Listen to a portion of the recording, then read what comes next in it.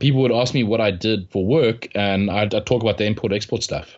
I wouldn't mention anything else because I was seriously worried that someone was going to come knock on my door and I'd be arrested for fiddling around with cryptocurrency.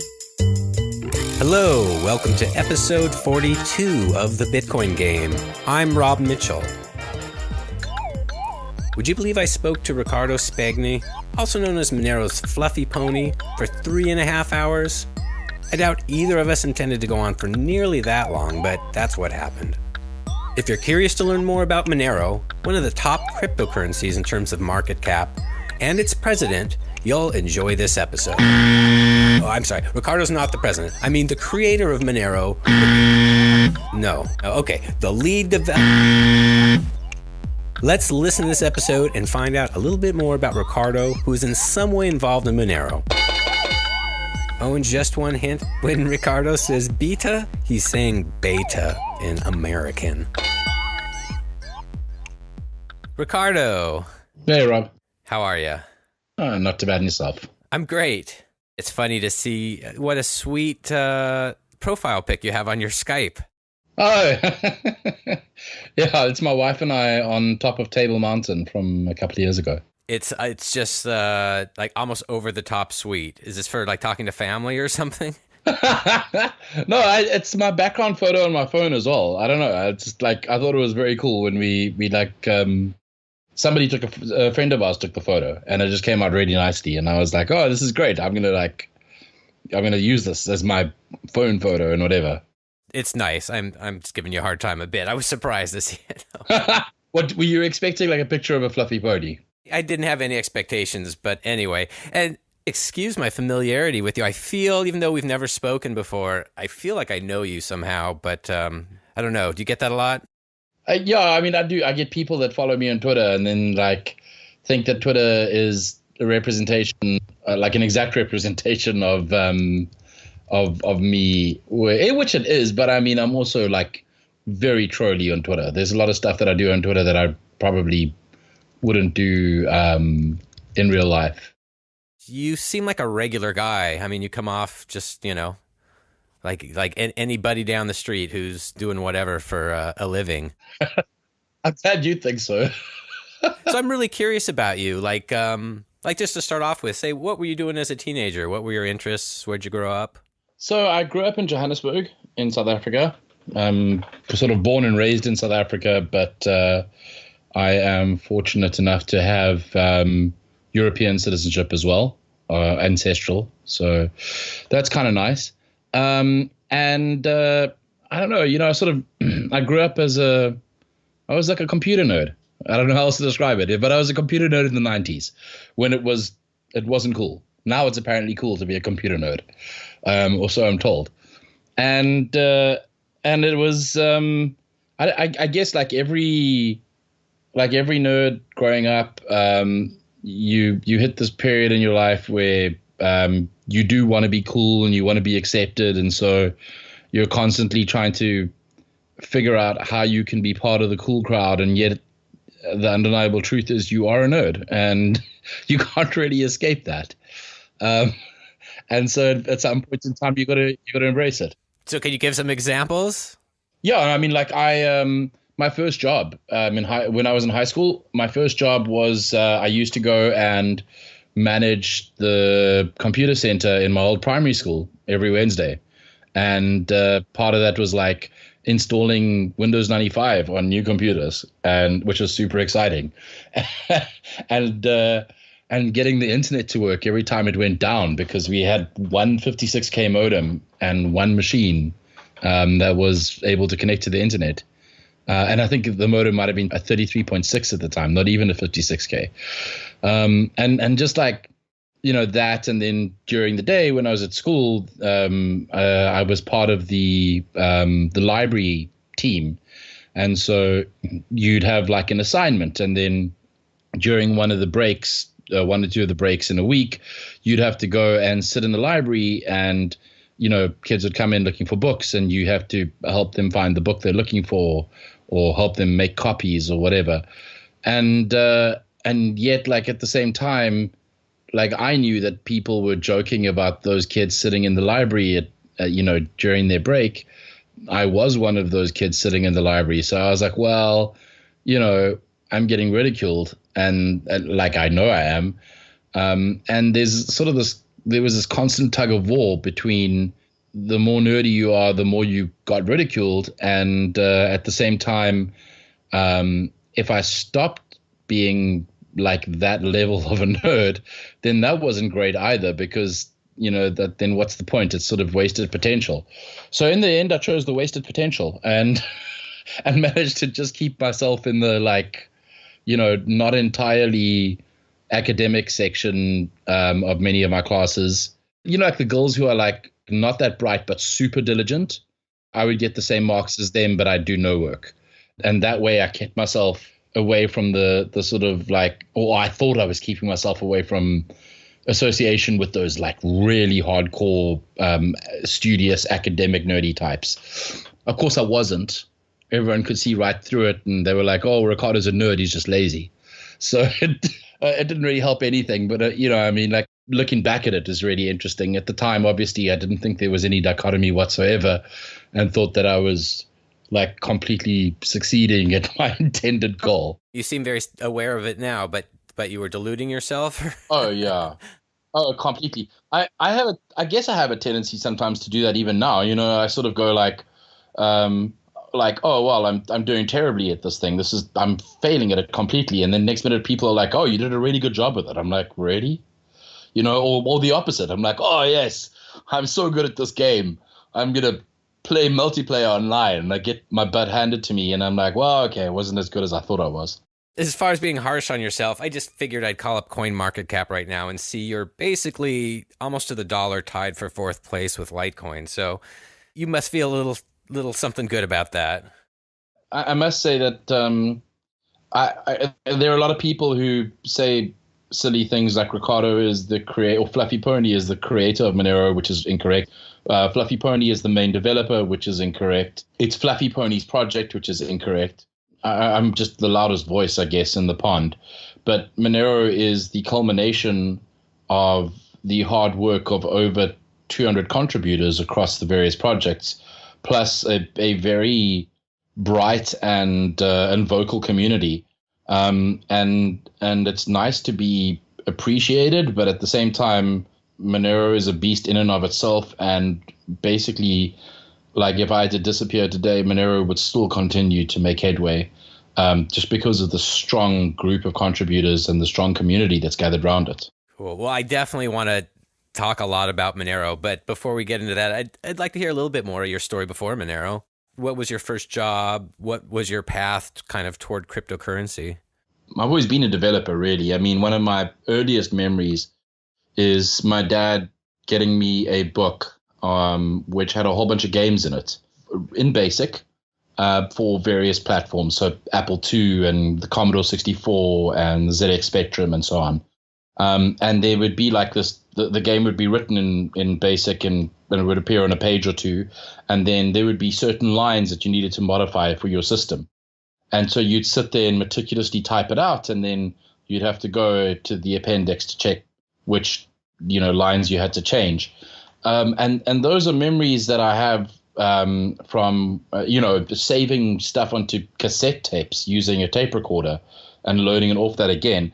And those are memories from when I was like well under 10 years old. Oh, wow. So, yeah, I got thrown into it very young, just purely because my dad was in the IT industry and was exposed to a lot of the stuff. And I was quite fortunate to have one of the first 8086 home machines that were available in South Africa. So one of the first IBM PC clones. And that was, again, like early days, you now hacking away at GW Basic. And that sort of taught me a lot of, we're talking about really sort of old school, very limited resource machines where the minute you start doing things in a slightly inefficient manner, you end up basically bogging everything down. So you learn a lot of dissecting your code, writing things in the most efficient manner possible, you tend to revisit your stuff 6 months later because like you're just growing in thinking ability in leaps and bounds as a kid. So I'm curious because I grew up, I guess, had a lot of the same things you had. I grew up with a Commodore 64 and a mom who'd been, programming since the days of punch cards and encouraging me. But man, I just did not have what it took to, I don't know if it's memorizing or just copying the code. I remember her copying codes from magazines for a, really simple game and stuff. Yeah. And man, I took advantage of none of these kind of, I guess, gifts that I would love to pass on, to my kids or whatever. But what do you think the difference is between me and you? Why did you gravitate and excel where I just kind of, used it as a word processor? I don't know. I mean, that's an interesting question. I think one of the things that really channeled all that energy was at the back of one of these very early books that, with a bunch of code in it that my dad had bought me, was this game called Death Valley. And it was very stupid. You had like a little triangle, which was the ship. And you had this like valley that was generated out of ASCII art. And you had to move the ship left and right. And if it hit the walls on either side of the canyon, then you died. But there was this great backstory that was written in this book. And there were these like this beautiful sci-fi art that was part of this. And it was the last game in the book, and it was the most complex. And I struggled to get it to work. And I mean, literally, I think it probably took me, because I abandoned it and then went back and redid it from scratch because I'd lost the tape that I'd saved it on. But it probably took me a good year and a half to eventually get that working.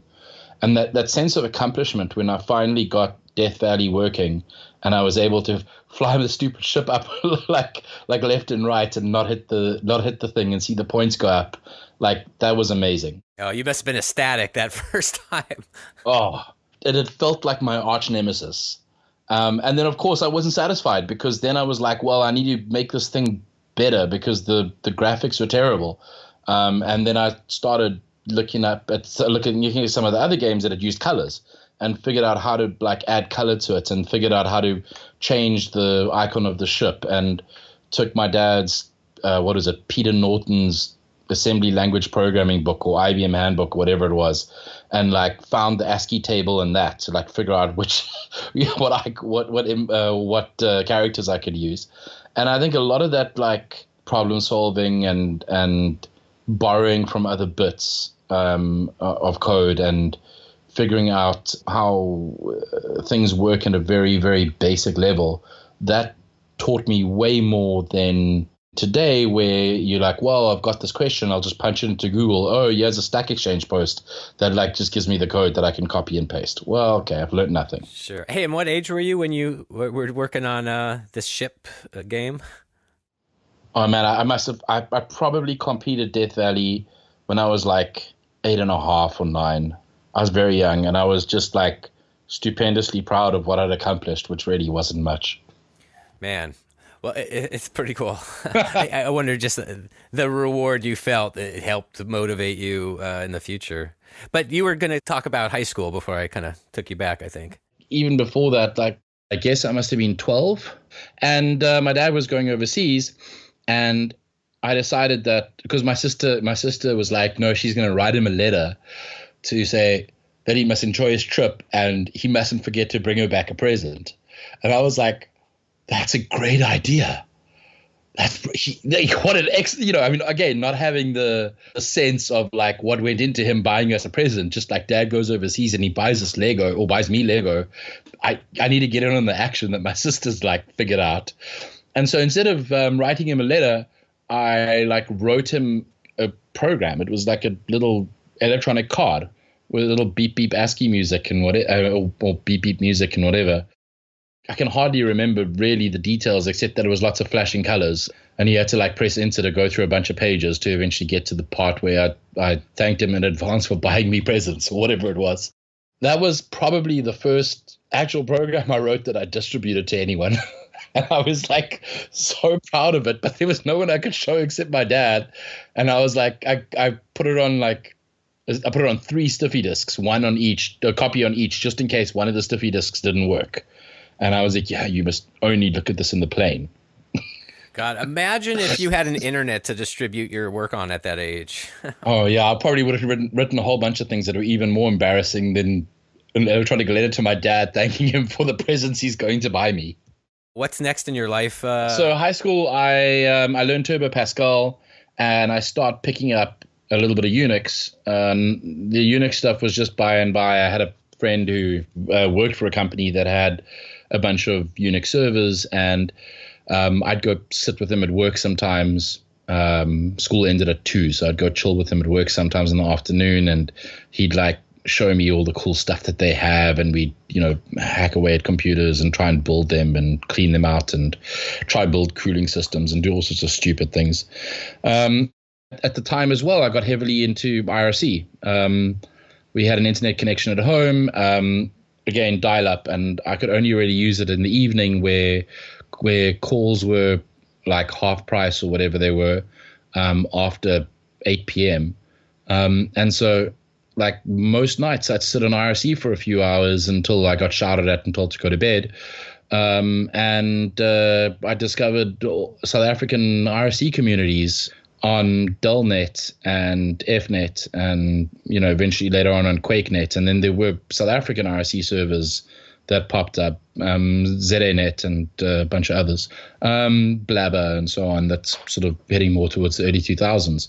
And I met a bunch of like-minded people on IRC that were interested in breaking things. I mean, they weren't hackers like in the movies. They were hackers like, we have shell accounts at this ISP, and we've got, we're trying to figure out how to break this, and we're trying to figure out how to break that. And I've just found immense joy in that community. And I remember going to a meetup and realizing that everyone at the meetup was like 20s, 30s, some of them were even 40s. And I was this kid, and I was like the only kid there, or one of a few. And I became friends with the guy that ran 2600 South Africa. And there was a South African e-zine called Forbidden Knowledge that I got involved in and wrote an article for, and wrote some other articles for under pseudonyms, and did all sorts of stuff. I was very involved in what was at the time the nascent South African hacking scene without really knowing it. I mean, there were a couple of people who did stuff and they got into trouble for it. But for the most part, I guess we were kind of tame, mostly because of lack of access to information. It wasn't like the internet where you could, like the internet today, where you could go and just have the smorgasbord of information on pretty much anything. And if you're willing to spend the time and effort, you can figure out how stuff works, and you can throw it into a VM and test it yourself and download pretty much anything you'd ever need. There was a lot of sort of security through obscurity, where companies would and organizations would hide how their systems worked in the hope that would somehow lead to some level of protection.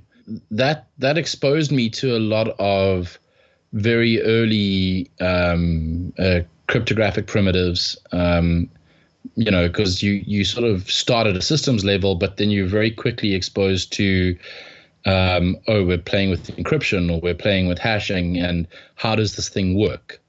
And you start fiddling. And I had the privilege in high school, in my last 2 years, there was a program called AdMaths.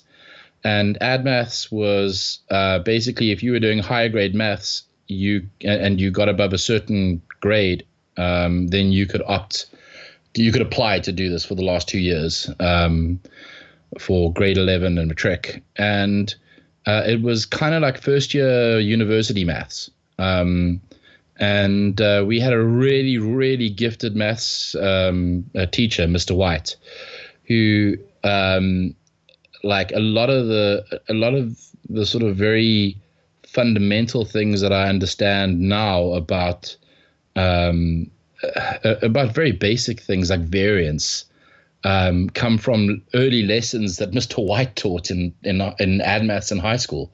And the class was tiny. There were only like 12 of us, and that was my little sort of rebellion against my desire not to be a nerd. I was like, no, I have to do ad maths because it's so cool. And I, there were there were little things he did. Like we had a competition to memorize pi to as many digits as we can.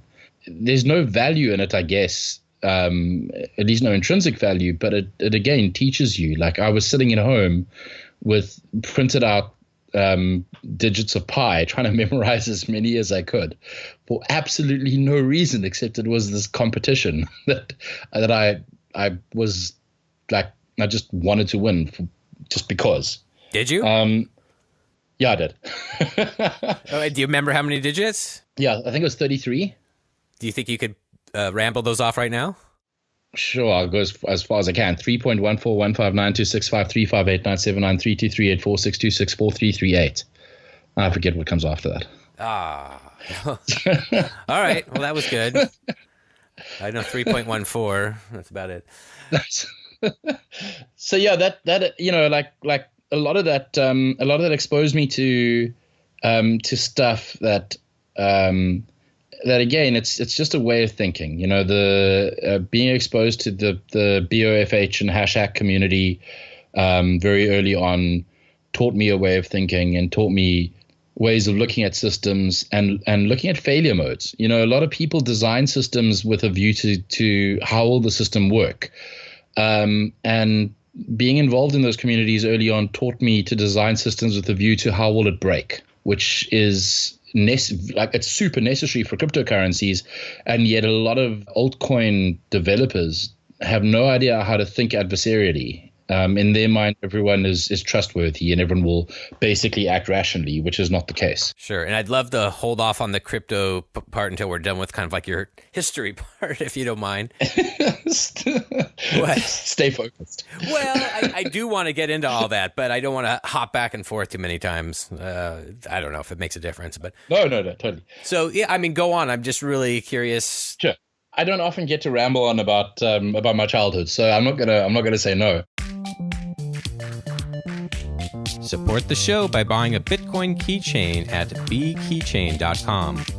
This is the classic Bitcoin keychain you've seen all over the internet. It's a substantial coin-like medallion that you'll be proud to keep with you at all times. And for those who love a pun in times of division, check out the Bitcoin Fork Pen at bitcoinforks.com. Bitcoin Fork Pens are sure to get a laugh at the next Bitcoin meetup or conference. Again, that's bkeychain.com and bitcoinforks.com.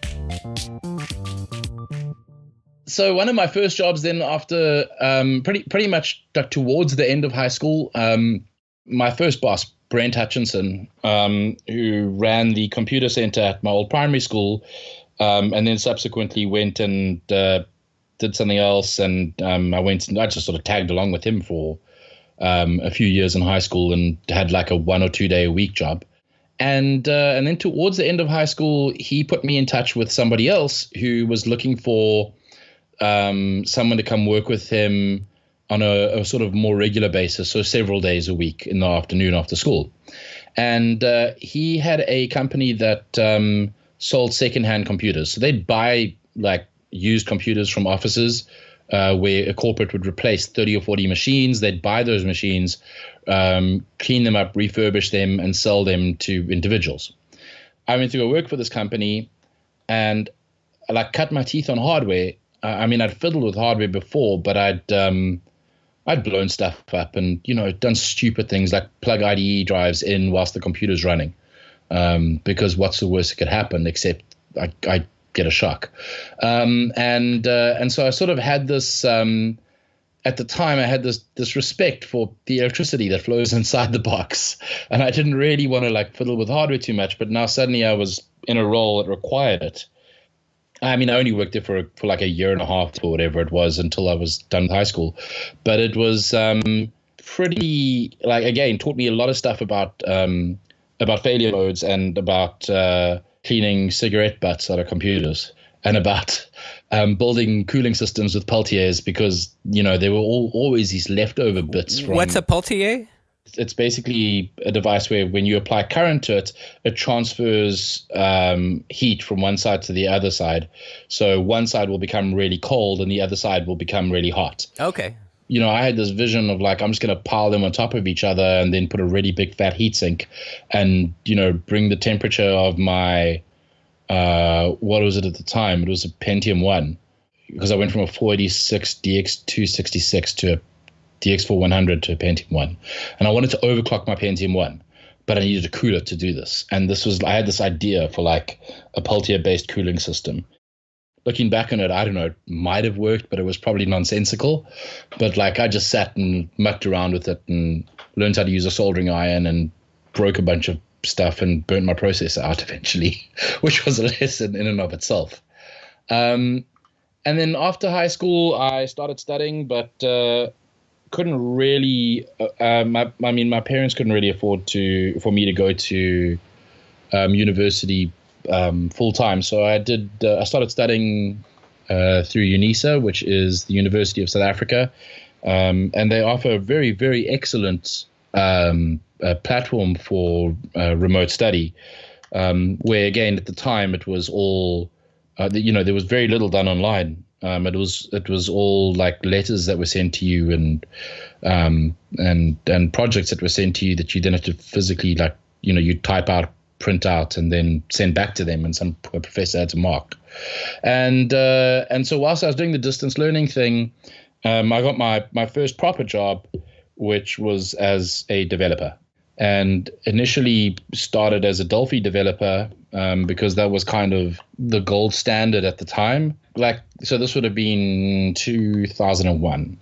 And Delphi was nice, and there were some really interesting things about it. And there was some, Delphi taught me object-oriented programming more than anything else. But within, I don't know, it was very quick. By the end of 2001, I would say end of 2001, beginning of 2002, I was poached by a company, a Microsoft dev house that had just started porting applications from Visual Basic and Delphi into the newly released Microsoft.NET. And so I had to learn C#, which up until that point didn't exist as a language. And again, no resources because it's brand new, except for the stuff from Microsoft.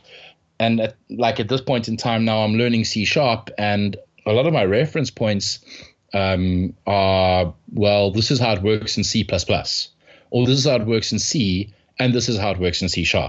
So I'm sort of because I'm going through the teething process of this brand new language, and a lot of the training material keeps referring to C and C++.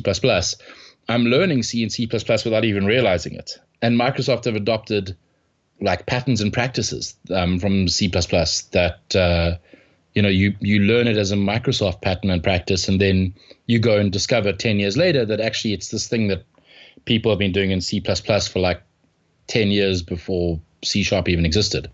And basically from there, I worked as a developer and started going up the chain and moving from a very junior developer.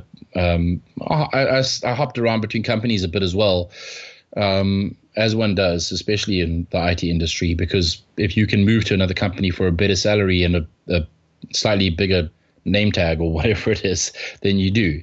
And worked for a couple of head shops where they deploy you to banks. So I had the opportunity of seeing how the banking system works as a developer, learned a whole bunch of SQL, cut my teeth on, I'd been playing around with SQL Server by then for a little while, again, because a friend of mine used it in his job and insisted on teaching me, and learned BizTalk and a bunch of other silly Microsoft applications.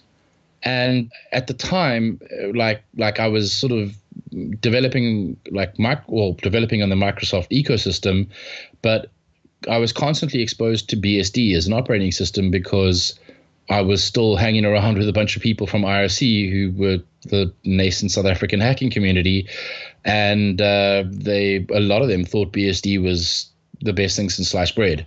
At this point in time, I'm late teens, early 20s, and I'm learning BSD and I'm learning C++ and I'm learning all these things just by the by because I'm throwing them on a machine and playing around with it and getting frustrated and trying to fix things, figuring out stuff on the internet and learning protocols on the internet, and like just the amount of learning that we did at that point was insane, because there was a lack of tools to do things for you. I mean, there were sometimes stupid tools like back orifice, which was this very dumb hacking tool that let you take over a machine remotely, but it wasn't particularly sophisticated. So if you wanted to do anything sophisticated, you needed to like pre-roll that and either break through a firewall or find a way to reverse NAT or whatever it is, so that you actually have raw access to the machine behind the router or the firewall.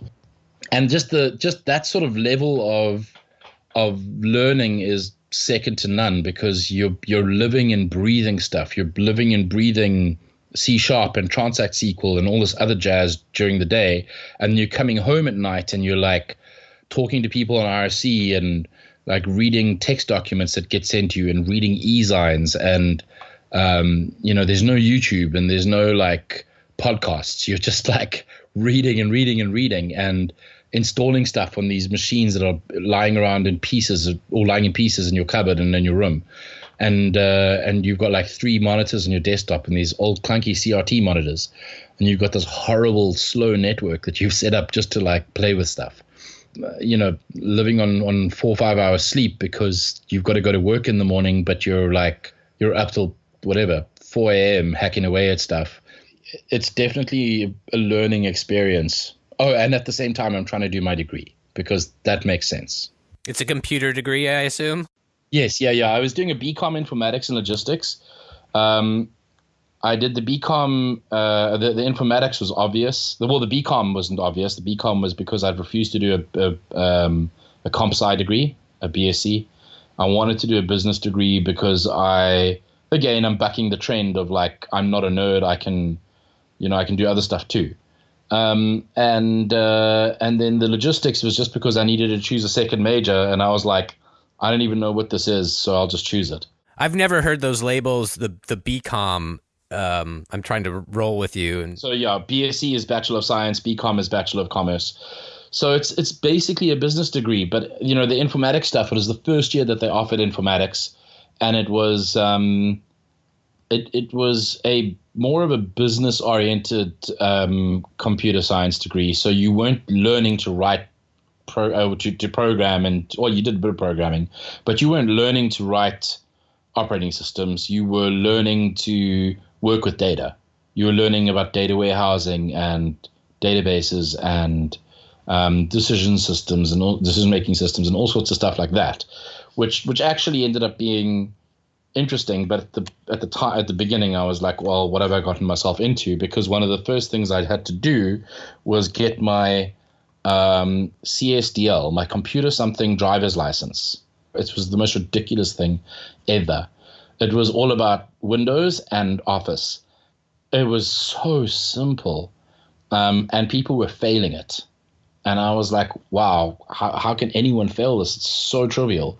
But it was because, when you've worked with this stuff for years, it is second nature to you. And there were people coming out of school that like had never really worked with Microsoft Office. It felt like I'd done the idiot's comp sci degree. Anyway, I'm getting sidetracked. So ended up sort of going up the ranks as a developer. And then at one point when Star Wars Episode 3 was coming out, I met somebody who wanted to do a proper Star Wars extravaganza for the opening night. Because in South Africa at the time, we got movies premiering 3 months after they premiered overseas. And Ulrico, who's this guy that I'm talking about, he wanted to do the Star Wars premiere and like get sponsors, fly the stars in, because it'd be 3 months later after the normal premiere. So it'd be great. That never happened, but one thing led to another, and we started an events company on the side because, we were 2 computer nerds that knew nothing about events. It soaked up a ton of our time, and this is now post-degree, it's probably 2005, I guess, 2004, somewhere around there. And we're running comedy nights on a Wednesday at one of the jazz clubs, and we're running comedy nights on a Friday at another place, and we're getting to know all of the comedians. Were you getting on the mic at all? I got on the mic a couple of times. It wasn't, like it wasn't really my thing. I enjoyed the management stuff more than that. But yeah, I mean, we had Trevor Noah like perform at our Wednesday nights at the Blues Room in Village Walk. The Blues Room doesn't exist anymore. Village Walk doesn't exist anymore. And Trevor Noah is now doing the Daily Show in the USA. So this is like really back in the day when like no one knew him and we didn't know what we were doing. Eventually, the company sort of fizzled out. But it taught me a lot of stuff about managing people, because everything about that company and about the stuff we did couldn't be solved technically. You couldn't write a program to manage the comedians. You couldn't write a program to take money in at the door or to negotiate for a portion of the bar tab. Everything was about communication and face-to-face interaction and negotiation. And it taught me a bunch of really, really invaluable lessons. At any rate, I ended up, I was still working full-time as a developer. I eventually became the lead architect at a company and moved up to managing the development division at a company that had just been acquired by this much larger listed company. So the listed company went and bought this company, and a bunch of people left, and they headhunted me to go head up the development division. That was my first exposure to very senior management, to being disconnected almost from the boots on the ground, day-to-day running stuff, and to being exposed to the inner workings of a listed corporate in South Africa and all the ugliness that goes along with that. And I mean, after I met my wife at the time, and but just before that, met my wife, and eventually we got married whilst I was working there. Maybe a year after we'd gotten married, I was so burnt out I couldn't do it anymore. And my wife said to me, "Well, why don't you leave and we can start our own thing?" And I was like, no, can't do that. Need the security of the regular monthly paycheck. It's just not possible. And she said, "No, well, don't worry. I'll carry on working. So we'll have a regular monthly paycheck and you'll be able to start something new." So I said to her, "Well, what should we start? Like, I don't really want to be a freelance developer.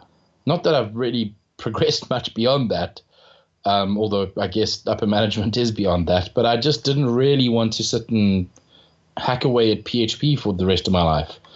And she said, "Well," because at the time we'd just had this huge, like, it wasn't a fight, it was a debate, because she went to go get her nails painted twice a month at some ridiculous cost. And the gel-based nail polish would last for 2 weeks, and then she'd have to go get it done again at some ridiculous cost. And we just had this whole like discussion about it would be so much better if she could get the kit herself and just paint her own nails at a vastly reduced cost, and they'd still last 2 weeks. So she said to me, "Well, that thing we just spoke about, what if we imported the nail stuff and sold it?" And I was like, "But who are we going to sell it to?" And she was like, "No, we'll figure out who wants to buy it. We'll canvas salons and we'll go to stores and whatever and see how we can sell to them." And so we did. I quit my job. She didn't quit hers. And we started up this import-export company.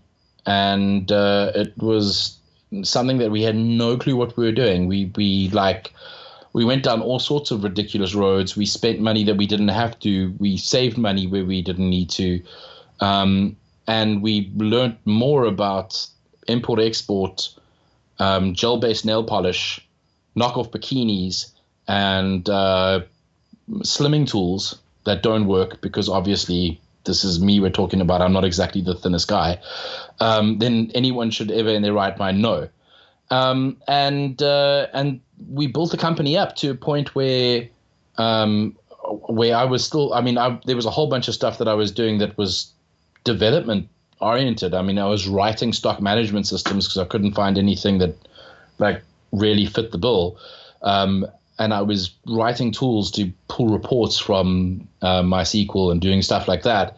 But effectively, we'd started up a company that did import-export. It wasn't an IT company at all.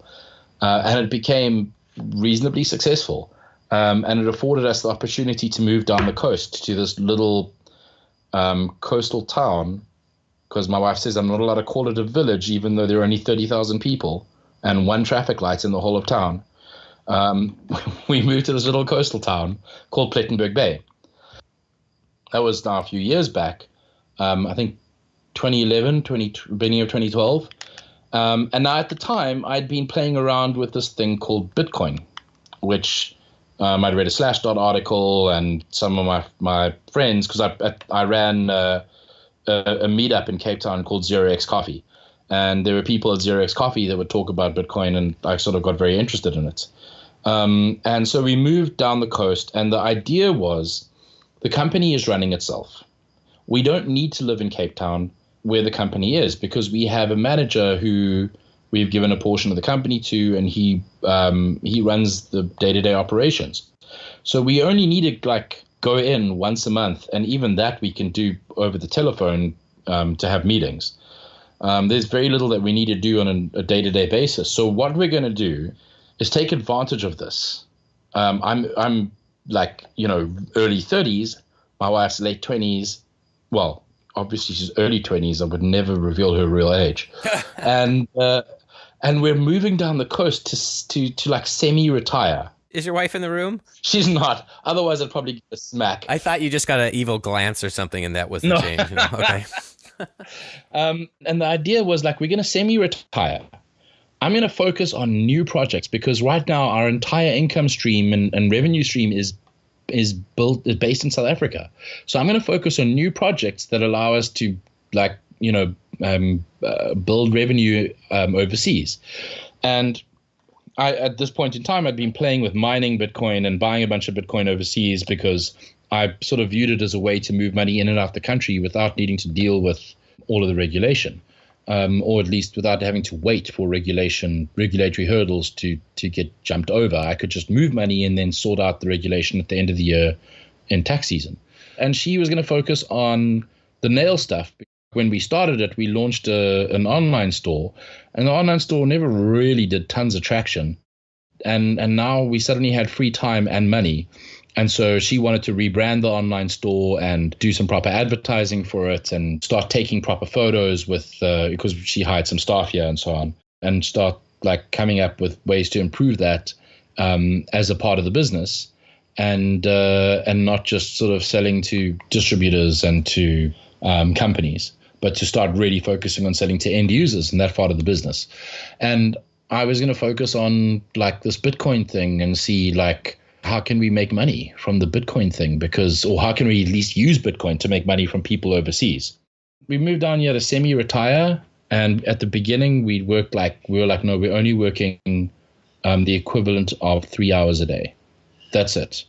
So it's going to be 15 hours a week, and the rest of the time we're going to play squash and go to the beach and drink cocktails and have people over for supper. And yeah, it didn't work that way, because within 6 months we were both so busy that we were working 16-hour days. Mm-hmm. So much for semi-retirement. That was late 2011, early 2012. That's how I ended up going down the rabbit hole. Did you figure out the initial goal with moving your money? That sounds like a real use case. Were you actually doing that?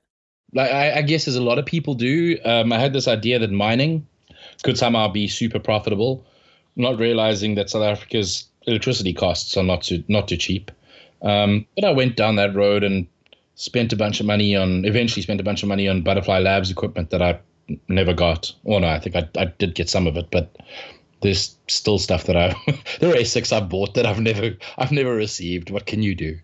But yeah, I focused very much on the mining initially. I would wire money overseas to Mt. Gox to buy Bitcoin with the sole purpose of buying stuff with Bitcoin.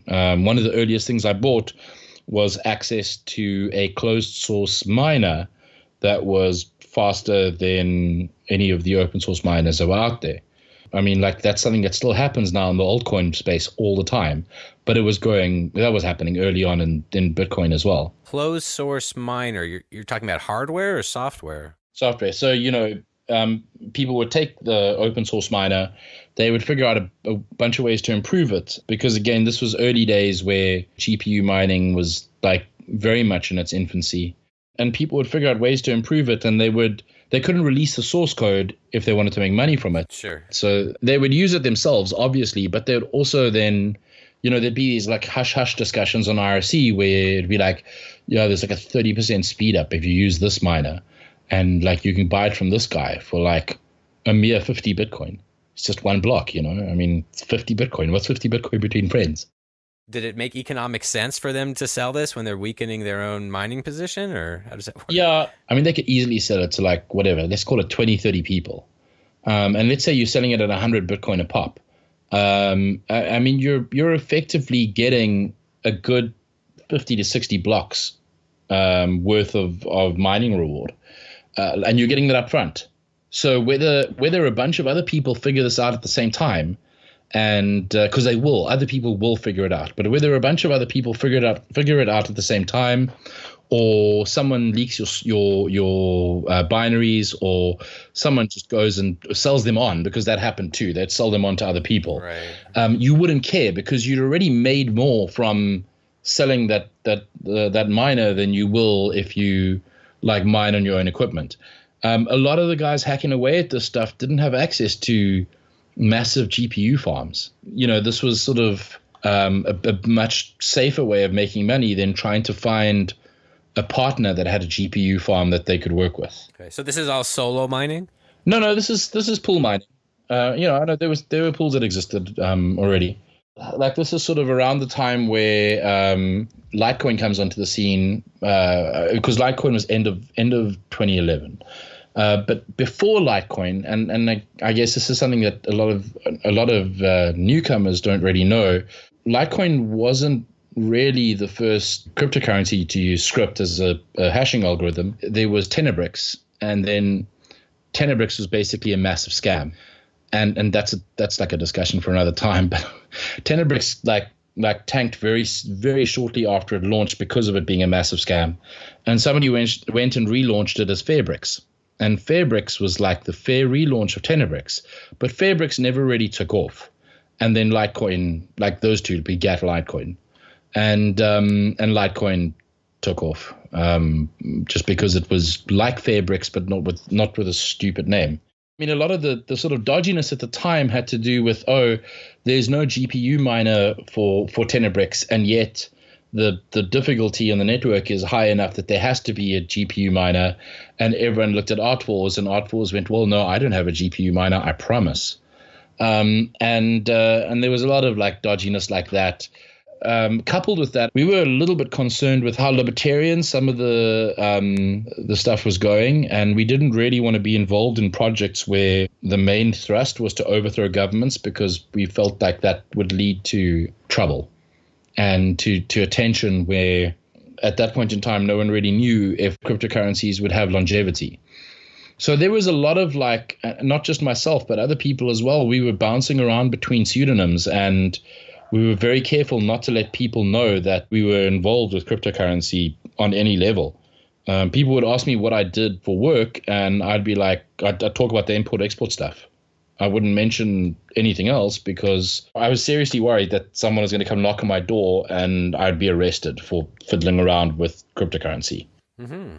It was probably a silly concern, but I mean, at the time, no one really knew the lay of the land.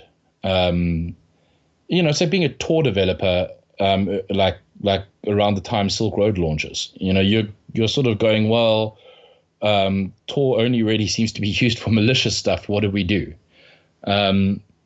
But it's not. I mean, there's, all of these projects, Bitcoin, Tor, everything, regardless of what use cases they end up with. They don't start off, and they're never built out with malicious use cases in mind. But you do end up panicking because it's not always clear that a law enforcement officer or a government will view it that way, as altruistically as we view it ourselves. At any rate, sort of like dabbled with a bunch of stuff, and Like was heavily involved in the mining stuff for quite a while, and I wanted to run my own farm. But, I ran a bunch of rigs, but I realized pretty early on that South African electricity prices were just never going to be competitive, no matter what deal I struck with the government or with the electricity provider. Sort of started producing towards the end of middle of 2013. So this was during the altcoin boom, when there were like a bunch of really scammy altcoins and really stupid altcoins being created. I came up with a design for a flat packable open air frame, stackable frame for GPU rigs, and started selling those. It went pretty well. We had hiccups at the beginning, especially with people choosing land-based shipping, which went on a boat and took like 3 months. And they never read the thing that said this takes 3 months. And so they expected it to take like 2 days. And so we had people like, ordering and choosing the world's slowest shipping and then being very surprised when it happened to be the world's slowest shipping. Having been in the import-export game, I wasn't really used to dealing with end users or with customers. I was used to dealing with distributors, where you send them 1,000 units. And if the 1,000 units don't arrive, you don't care because you've got insurance and they've got insurance. And if 1,000 units arrive and 10% are broken, you don't care because you've got insurance and they've got insurance. And now we had a scenario where people were opting out of shipping insurance, and we had to get like a very broad insurance cover, and then we had to put in claims on an individual basis. And again, when you're claiming for 1,000 units, you don't really care if it takes 4 months because you get paid out eventually. And now you're claiming for an individual unit, and insurance take a week and a half just to process the claim and say, yes, we will pay out. And then they go, yes, we will pay out. And you go running back to the customer and you say, oh, insurance have said, yes, they will pay out. And so we'll front you the money. And then when insurance pays us, then we don't care. It'll be whenever. And so I got to deal with lots of really interesting and frustrated people in the Bitcoin space. And I guess like the other thing that I was exposed to then were people that had paid in Bitcoin. And so they'd paid in a cryptocurrency that they couldn't reverse. So if they didn't get their shipment, then what was their recourse? They had no recourse. The people that paid with PayPal, they could at least go and open a PayPal dispute, which they invariably lost, but like at least they had recourse. But the cryptocurrency users were like, so I paid you, you sent me a tracking number, I see it's tracking, but I'm not expecting to wait this long, and so I'm very upset. But what can I do? And you'd be like, oh, I'm so sorry. Do you want me to claim from insurance? I can't really. Or do you want me how about I just give you 10% and then like you just wait for it to arrive? Whereas the people who paid with PayPal that actually had a recourse were the ones that were throwing a tantrum and like refused to work together with you to figure out a solution. The ones that didn't have a choice were like, okay, let's figure out a way that works for everyone. So that was in and of itself quite interesting to see. That business wound down partly because there were other manufacturers that started doing the same thing, but also mostly because it's very difficult, like shipping out of South Africa, where most of your clientele are in the States and Europe, and trying to compete with shipping times from someone else with a more expensive product but local. We did set up a warehouse in the US and in Germany, and we did start shipping stock from there. But I mean, at that time, it's reputational damage has already been done, so people automatically assume that your shipping is slow, and they'd rather get it elsewhere. That happened at the beginning of 2014. At the same time, like whilst that business is now winding down because we've basically shipped the orders and we're not getting tons of orders in. So we sort of started shutting that down because there was no real point in running it if we're only going to get 5 orders a week or 10 orders a week.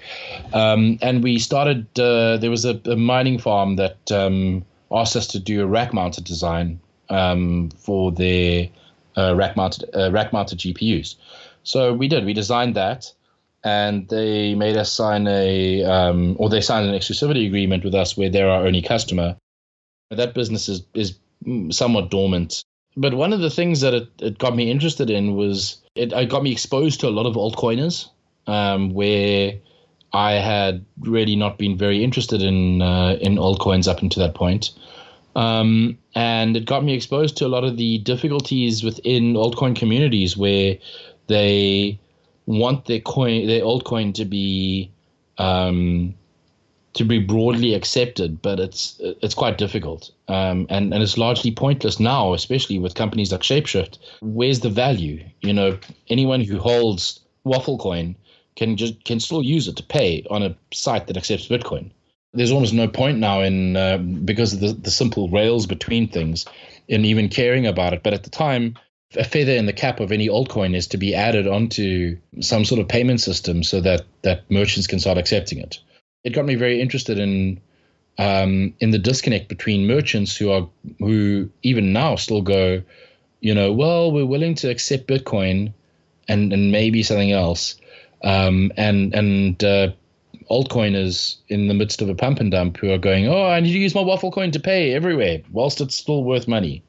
I'm bag holding a lot. And because I was exposed to all of these, this whole sort of altcoin space, because late 2013, most of the all of the GPU mining was altcoins. I had a guy that I met that I'd become friends with who popped up beginning of 2014 and said, have you heard about this Bitcoin thing? And I was like, yes, of course. Everyone knows Bitcoin. It's that stupid coin that Black died. It didn't do anything. And he's like, no, there's another Bitcoin. And so I was like, oh. And he says, and it's not based on Bitcoin's code. And I went, oh. And he said, and it's like anonymous. And I went, oh. And that's how I discovered CryptoNote. And sort of like looked at it, mined a bunch, fiddled around with it, but was busy as well. So I didn't really have time to play much until Monero was launched, because that was my other big gripe with Bitcoin, was the fact that 83% of it had already been mined by the time I discovered it and everyone else did.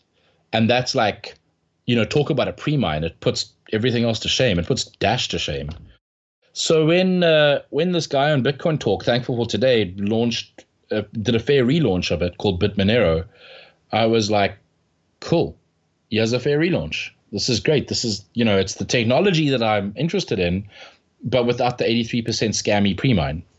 And started mining it sort of day one-ish. I struggled a bit in day one, so really started mining it in day two on Amazon AWS slices.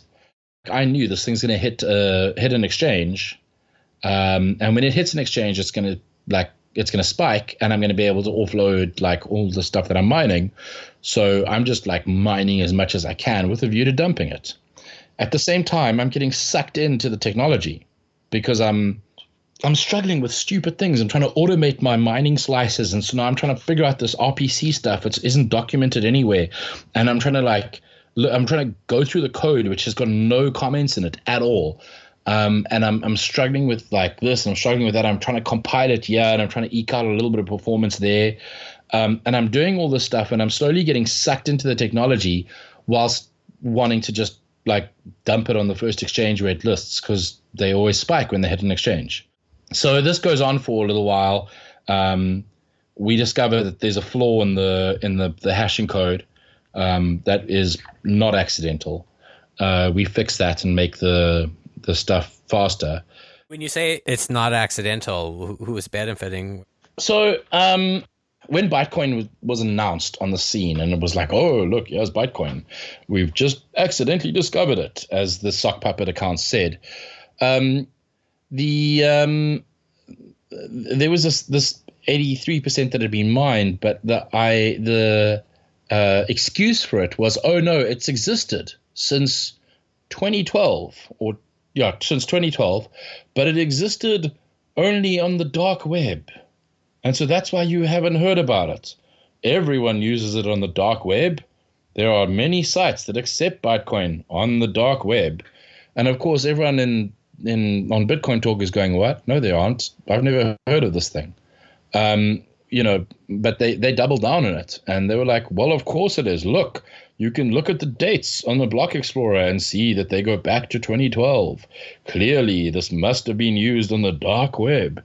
And just because you don't know about it doesn't mean that it didn't exist. And what they'd actually done is they'd used this crippled miner. So they'd purposely taken a variable that only needed to be, or a constant that only needed to be calculated once in a loop, before a loop rather, and they'd put it inside the loop. So inside this loop that ran like 1,000 times, it was recalculated each time. And so this made mining 10 times slower than it actually needed to be out the box. Mm-hmm. There were other improvements like over and above that, but just at a very, very basic level.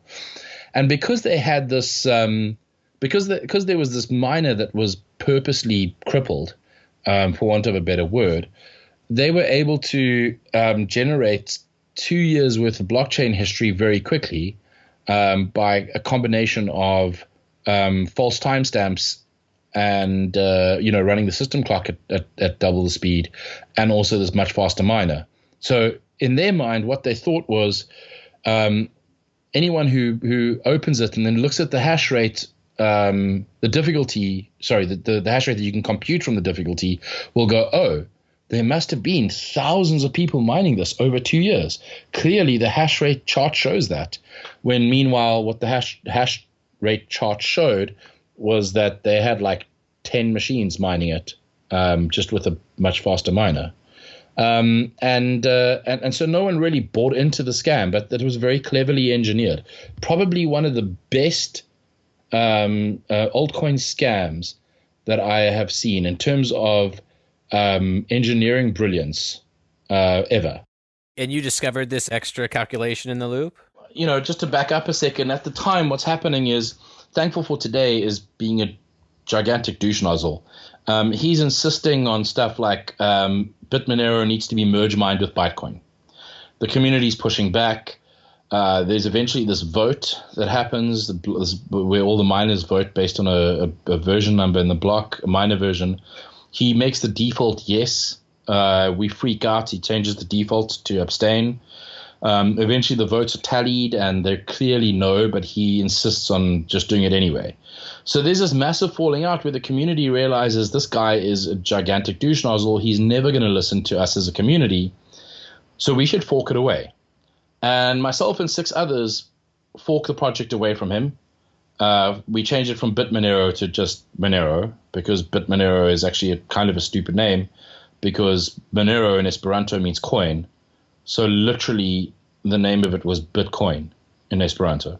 So we changed it, we fork it away, we create a new GitHub repo, we registered monero.cc is the website, and we sort of like, we put our foot down and we like, look, you guys can run Thankful for Today's code, or you can run our code where we're not going to be merge mined with an 83% pre-mined scam ever.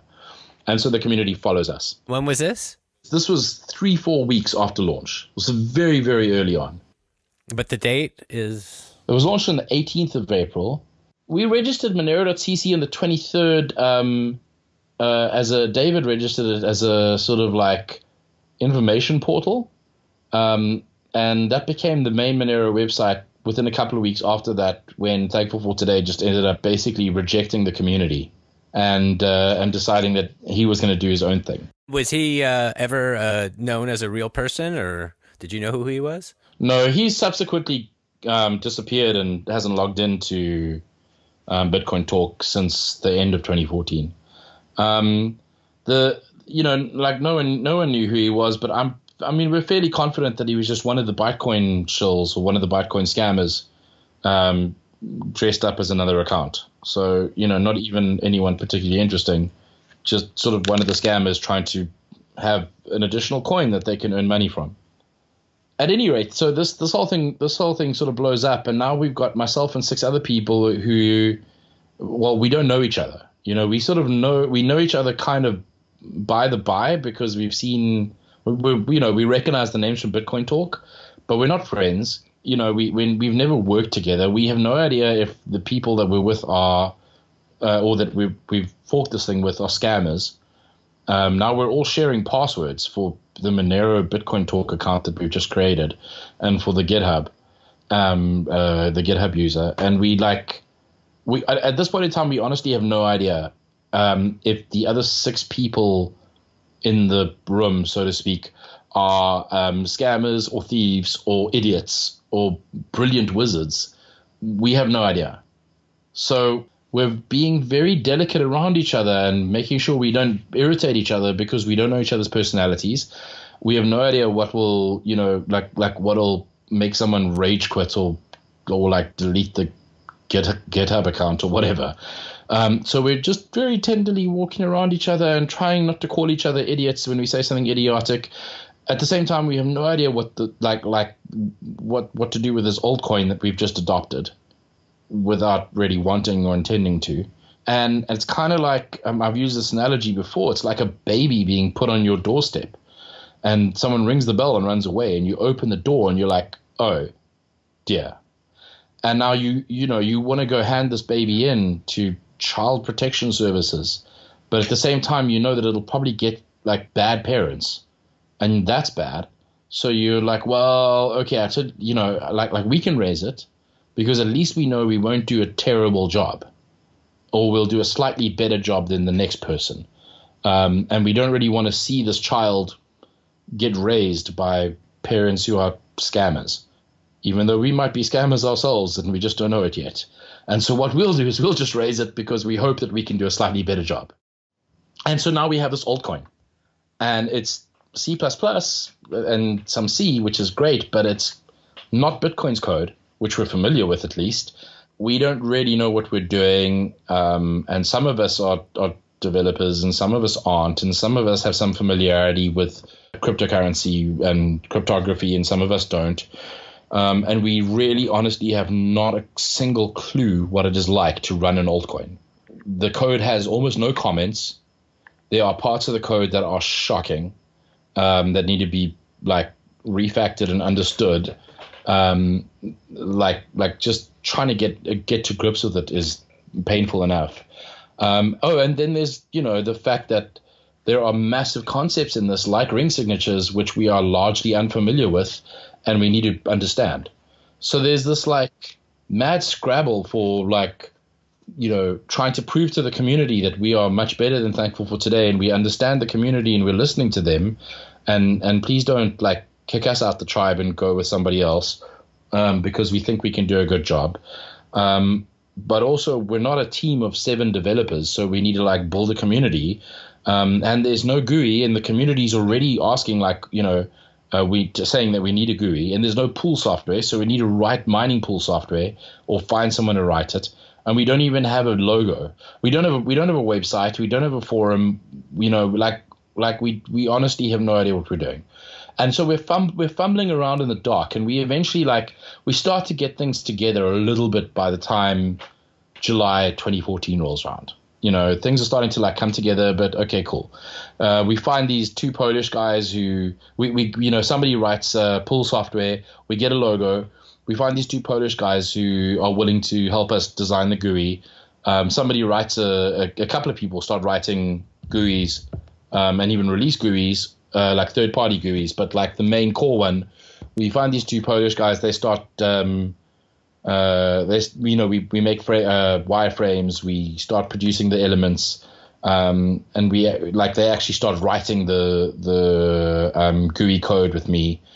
And the 3 of us, the 2 of them and myself, were hacking away at the GUI the whole time, because obviously this is very important. People can't possibly work with just a command line interface. And then September 2014 rolls around, and the Monero network is attacked by a very sophisticated attacker. And at this point in time, you must understand, Monero has got a tiny market cap. It's hit Poloniex, spiked, I sold a bunch, and then it dumped back down. And Monero is relatively worthless. Why anyone would even have any interest in attacking it is quite beyond me.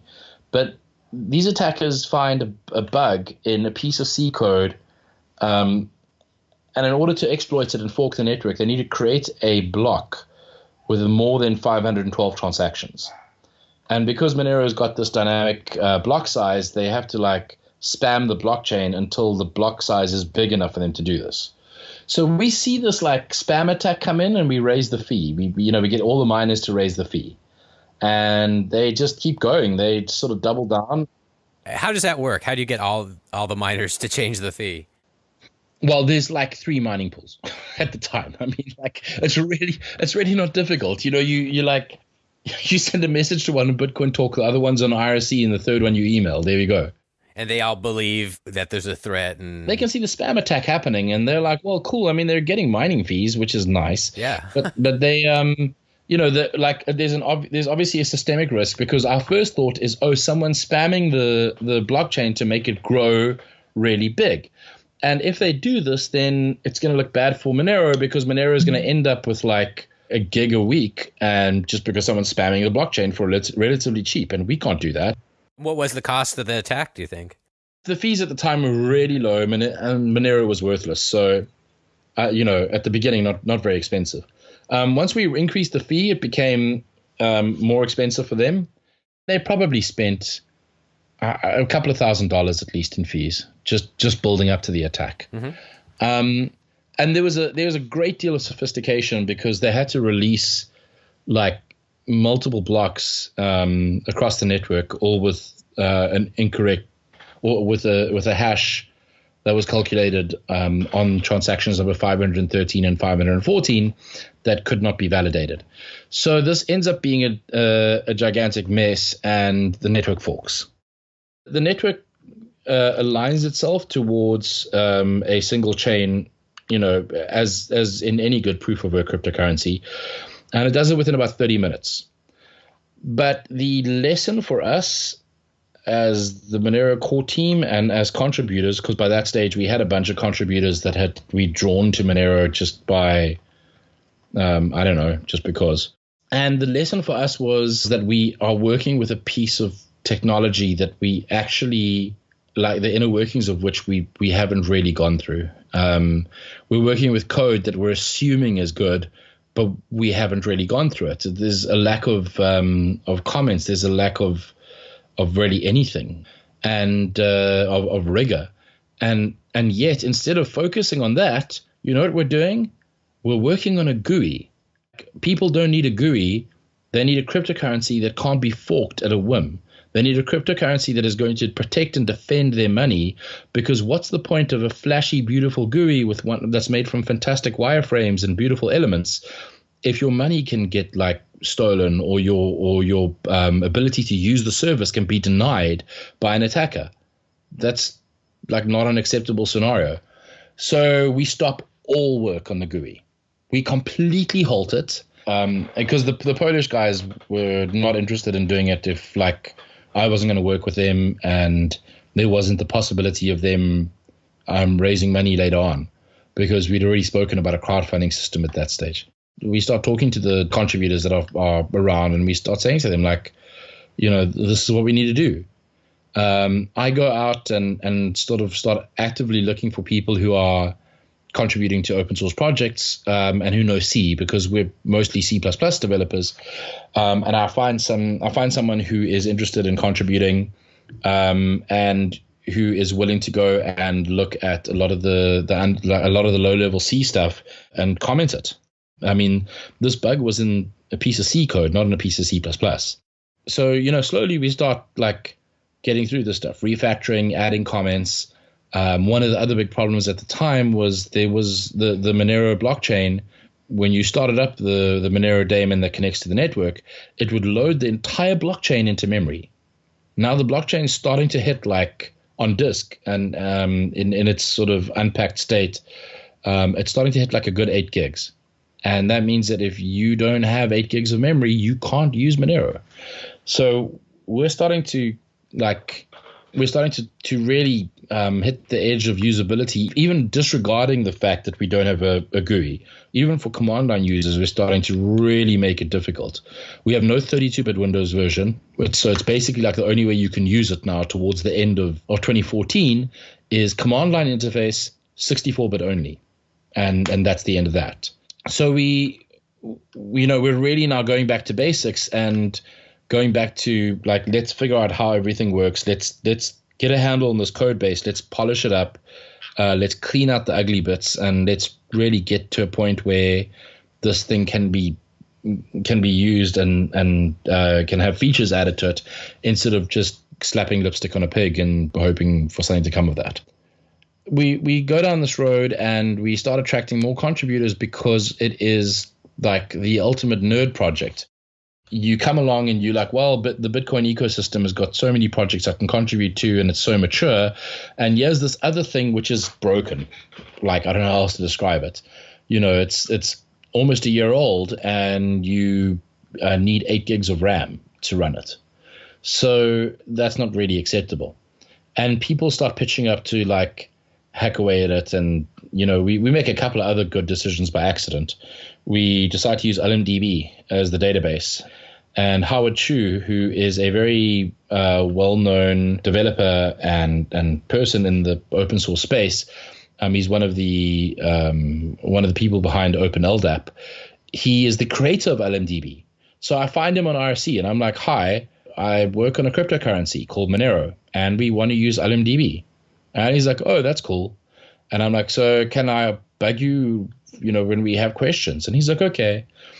So I bug him like every time we have like a question about LMDB. And eventually we get to a point where we've managed to get the thing working, but we can't get it working on 32-bit, like at all. And because there's like a fork for 32-bit, but it's really ugly. And so I go and I'm like, yeah, Howard, come on. Like, we need help with this. They're struggling with the 32-bit thing. And Howard just starts getting involved in Monero. No real reason other than like he wants to make LMDB better, and he wants to improve Monero because he has this open source project using one of his open source projects, and wouldn't it be cool if? Today's magic word is over, as in listener rewards for the LTB network are over. But if your idea of fun is entering the magic word over at letstalkbitcoin.com, enter over to claim your share of happiness for doing that. And are we still late 2014? This is now 2015. Can I stop you then? Yes, you can. Because I'm really curious, when our paths almost crossed, when I had started doing this podcast in late 2014, and I interviewed Joseph von Perling, and boy, a lot of the time was talking about Monero. And he talked about a game where you could earn Monero called Crypto Kingdom. Yes. Was that a major thing, or just kind of like a small little experiment? Or Crypto Kingdom was, or is, it exists still.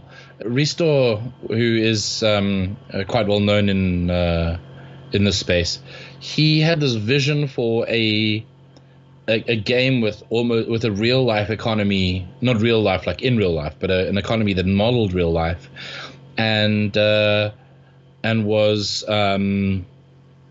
was sort of open-ended, like a game that was set in like the medieval world, but there were no limits. If you wanted to start a business and charge people for stuff, you could.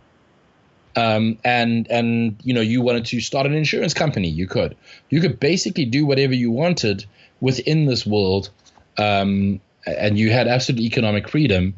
As long as you accept the fact that there will be disasters and that there will be things that will happen, that the game master might introduce. And the core currency within this world is moneritos, which is, very small Moneros. And so to get in and out of the economic system, you had to use Monero. You have to use Monero because it still exists.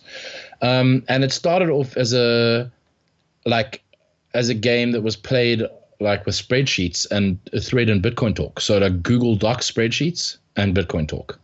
And it eventually developed into an actual game with a website and a thing and an IRC channel and a bot and all sorts of stuff. So it's really like expanded. It's a small group of players, relatively speaking. I mean, we're not talking about thousands of players. It's a relatively small group of players. It's not one of those visual games where you like have a big 3D interface that you walk around. It's a lot of it is about playing in this economic world. And I mean, there is a story and there are characters and people die and, pass their money and their legacy onto their children and all sorts of stuff. And the system's continuously evolving. But it is effectively an open-ended economic system where you can, like in real life, if you're savvy enough, you can become rich in this game. Whether that translates into being rich in real life, I guess, depends on how much liquidity there is in the game.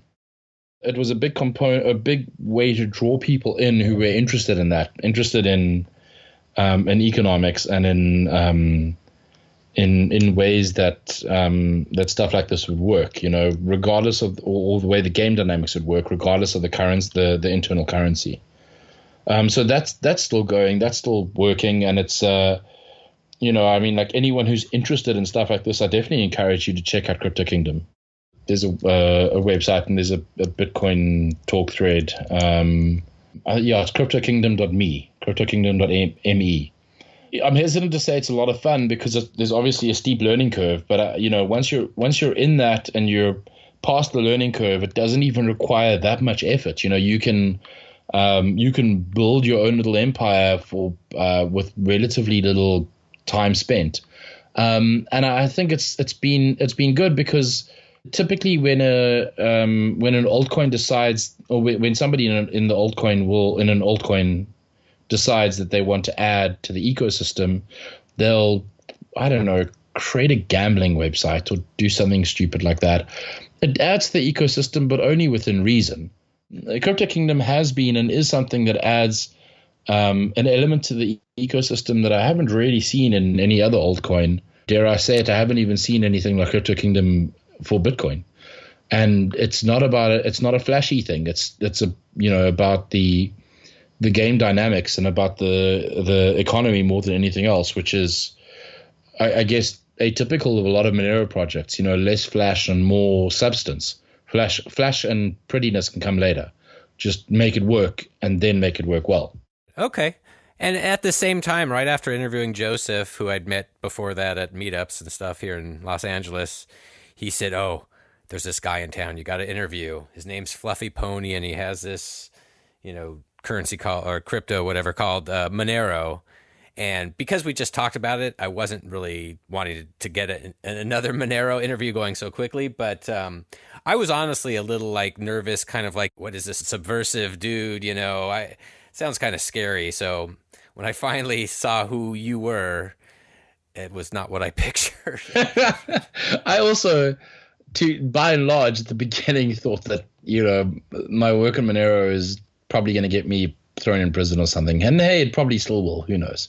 But I think that, I've definitely matured a lot in my understanding of the legalities around something like this. And at the end of the day, Monero is just code, and code is speech, and speech is free in most countries. And all we do is write the code, we write the tools, we don't write the use cases for it. And that's kind of the thing that I take to bed at night and, comfort myself with.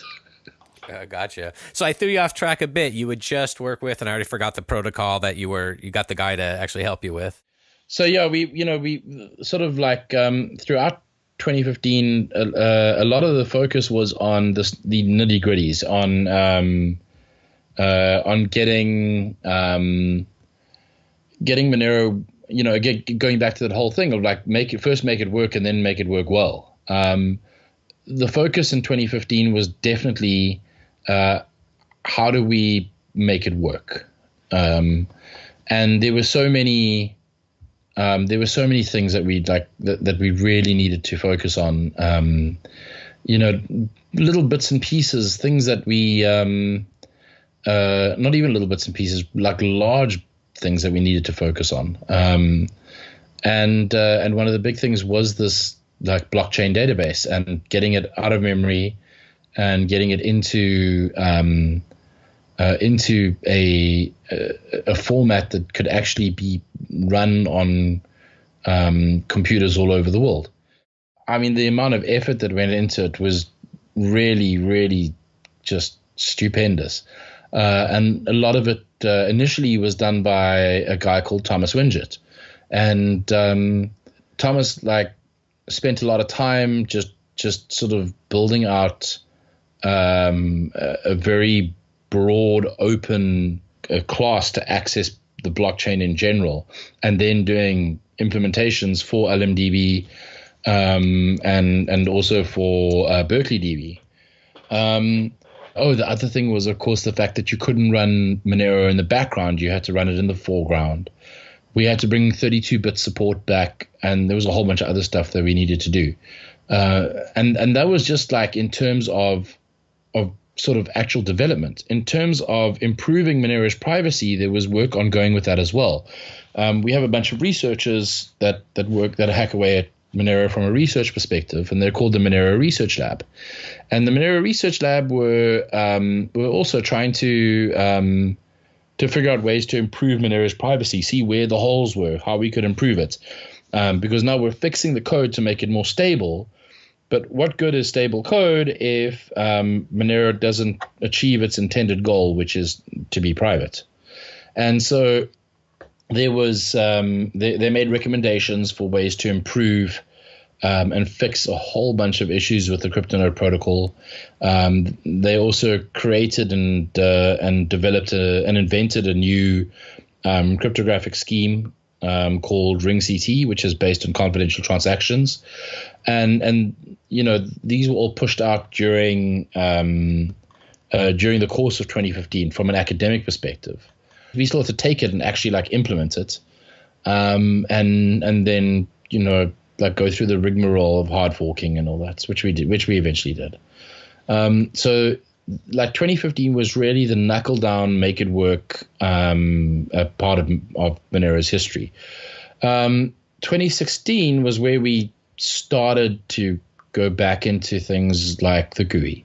We had a fundraiser for somebody to start working again in the GUI at the beginning of 2016. And basically 2016, a large part of it has been not only adding things like RingCT, but also focusing on improving the usability of Monero, improving the performance and efficiency, and then getting the GUI working, which we eventually released after working on it the whole of 2016.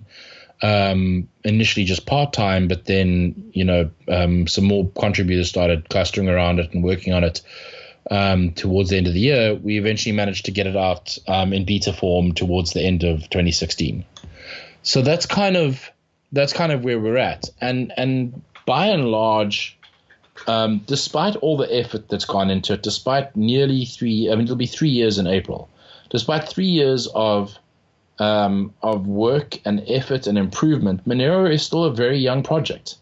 There's still just a truckload of work to be done, and on a weekly basis, we have new contributors pitch up and just start working on things, which is that to me is an indicator of success in my mind, far more than any change in price.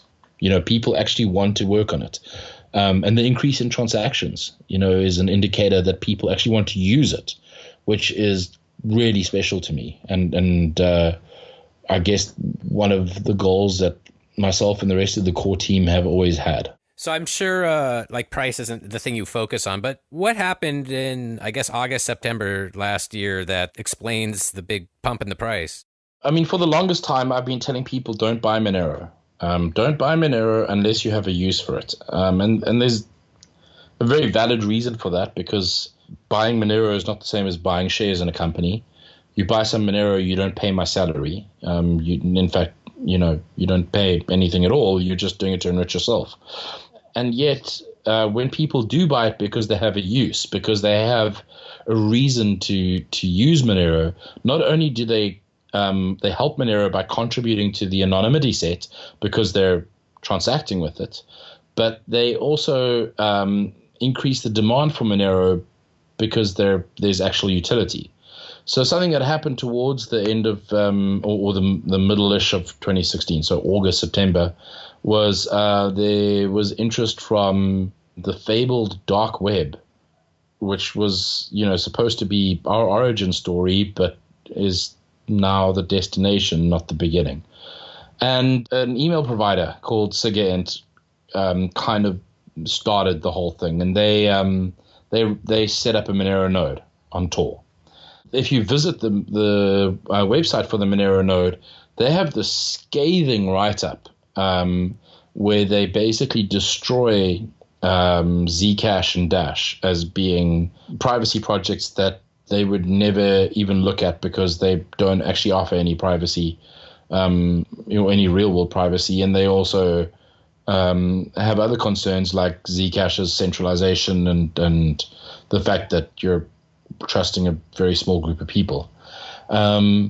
And so they have the scathing write-up, and then they basically say, so that's why we believe that Monero is the only way to transact privately, or whatever they said, something along those lines, which was kind of a massive pat on the back because, you're talking about an entity on Tor. If anyone has the ability to to control and manage their OPSEC, it's a group like that. And so for them to put this up, to host a Monero node that's accessible on Tor, and then to have this whole big write-up was kind of a pat on the back because it showed us that, we weren't completely idiotic, and we did kind of know what we were talking about, at least from the perspective of people running hidden services on the dark web. This created a bit of a stir in the seething underbelly of the internet, for want of a better term. And shortly after that, two darknet markets, Oasis and Alphabay, added support for Monero. And there are always going to be critics, and there are always people who are like, oh, look, they're just pumping Monero or whatever.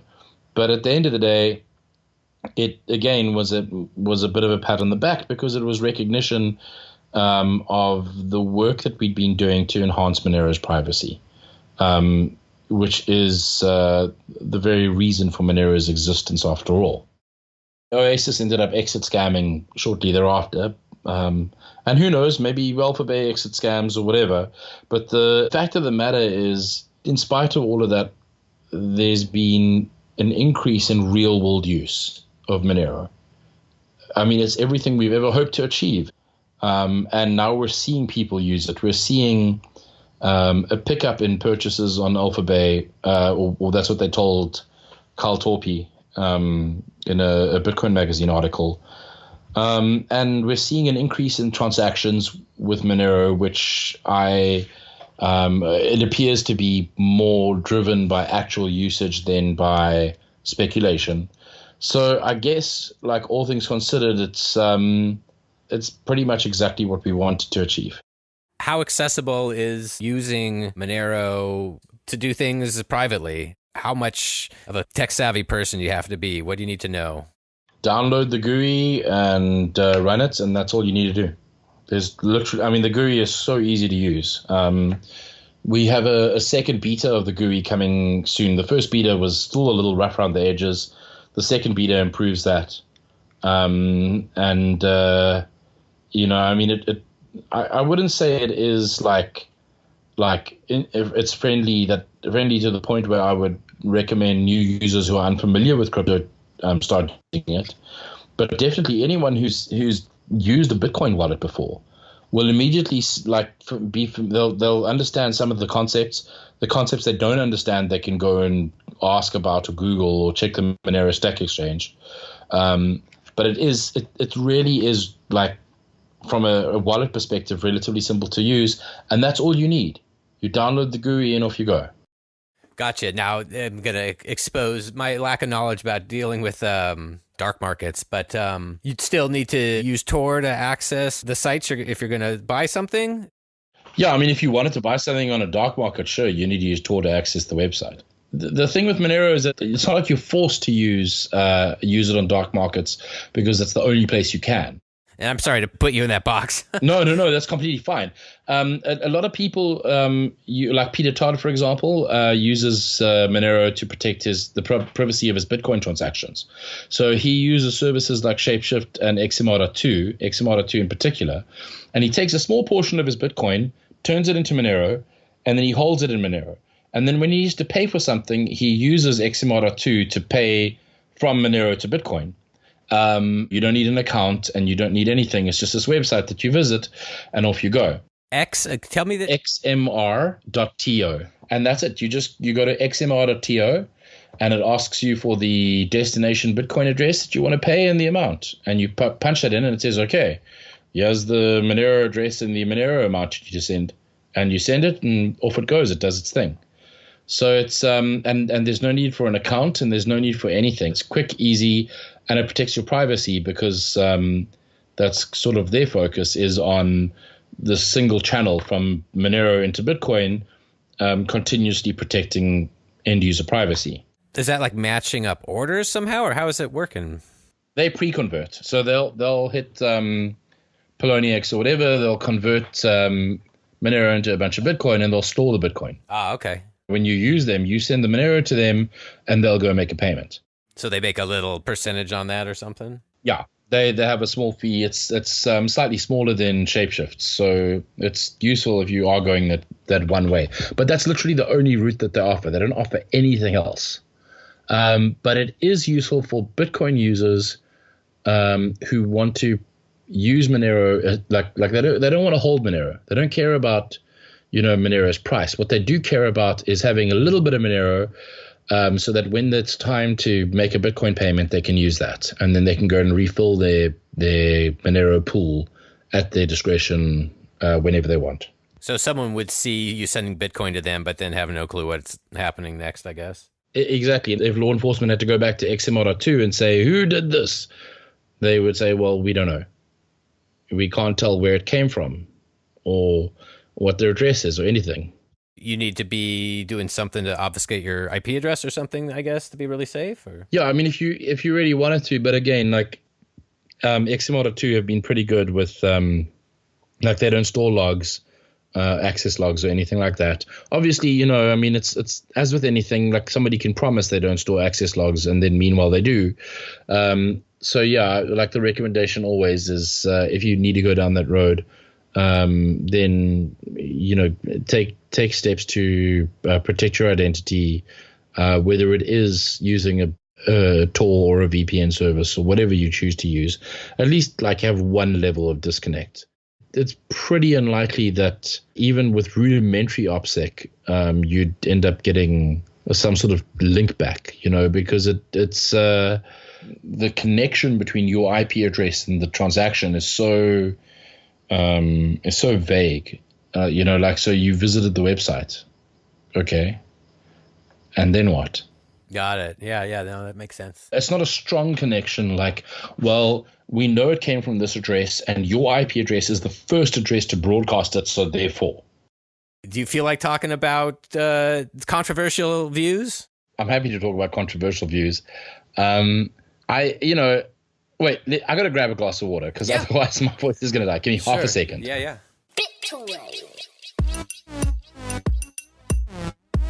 So you might be realizing that we're kind of halfway through the interview, but we're pretty much all the way through this MP3. So what's going on? Well, joke's on you. You've been duped into listening to half of a 2-part episode. Stay tuned for the next exciting episode of the Bitcoin Game. You'll hear Riccardo and I go over all kinds of stuff. Until next time, I'm the BTC Game on Twitter, and you can email me at rob@thebitcoingame.com.